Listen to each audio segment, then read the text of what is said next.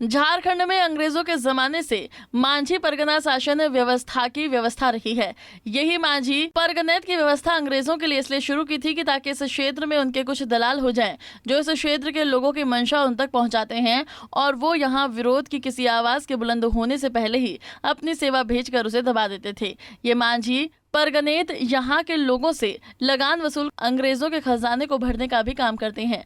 बदले में अंग्रेज इन्हें इनके परिवार के पेट भरने के लिए थोड़ी जमीन, जिसे प्रधानी जमीन कहा जाता है, दिया करते थे। अंग्रेजों द्वारा शुरू की गई ये परंपरा वंशानुगत मांझी परगनेत की परंपरा वंशानुगत व्यवस्था भारत के स्वतंत्र होने के बाद भी चलती रही और अभी भी चल रही है। शुरू में उन्हें थोड़े से प्रधानी जमीन के अलावा कोई राशि नहीं दी जाती थी। पिछले 10 वर्षों से सरकार उन्हें 2000 से लेकर 5000 प्रतिमाह सम्मान राशि दे रही है, जिसमें अभी और बढ़ने की संभावना है। प्रारंभ में उन्हें कोई राशि नहीं दी जाती थी और तब इस पद को लेकर कोई भी हल्ला गुल्ला नहीं होता था।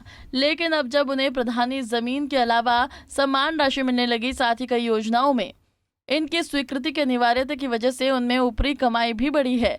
इससे तब से आदिवासियों का एक बड़ा वर्ग इसके वंशानुगत व्यवस्था को खत्म कर चुनावी व्यवस्था से ग्राम प्रधान चुनने के लिए आवेदन कर रहा है। आज हम लोग आदिवासी सेंगल अभियान की ओर से संथाल परगना प्रमंडल दुमका में 1 दिवसीय धरना प्रदर्शन पर हैं। धरना का मुख्य उद्देश्य है आदिवासी स्वशासन व्यवस्था में वंशानुगत मांझी परगना नियुक्त किया जा रहा है, उसका हम लोग सुधार के लिए, क्योंकि वंशवाद मांझी परगना का जो नियुक्त होता है वो मांझी का बेटा ही मांझी बनता है।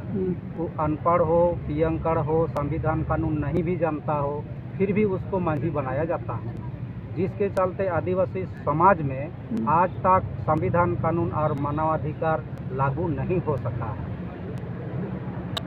इसलिए हम लोग उसका सुधार के लिए धरना पर हैं। दूसरा मुद्दा है कि संथाल परगना में आदिवासी स्वशासन व्यवस्था में गैर आदिवासी भी मांझी या परगना के पद पर बैठे हुए हैं, जो गलत है।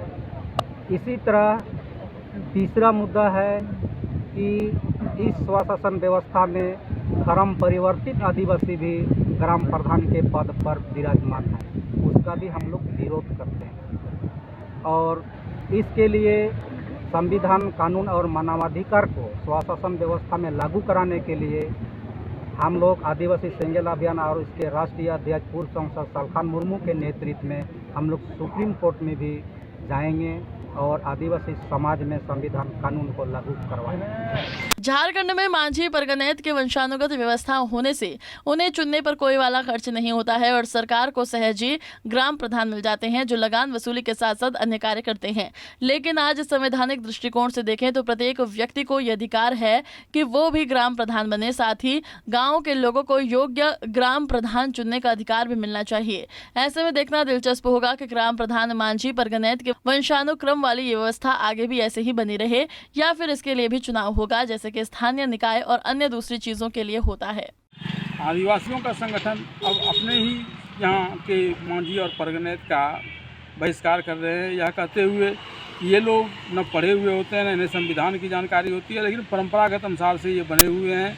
ऐसे में ऐसे लोगों की जगह पर जो पढ़े लिखे लोग हैं उसका साक्षात्कार के द्वारा या नहीं तो फिर चुनाव के द्वारा इसका नियुक्ति होना चाहिए। पंजाब केसरी के लिए दुमका से वीरेंद्र कुमार झा।